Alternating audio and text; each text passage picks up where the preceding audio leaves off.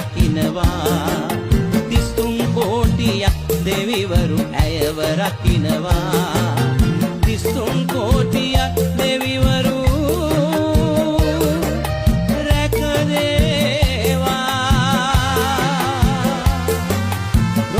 දෙකේ යන මගේ නෝනා ලයිසන් ඇතත් ඇගේ සයිකලේ පසුම්බියේ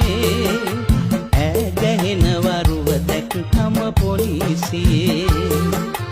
දහසක් වැඩ ඇගේ හිසේ පිරිතියේ ඒක නිසා මගේ හිතත් බයෙන් ගැහේ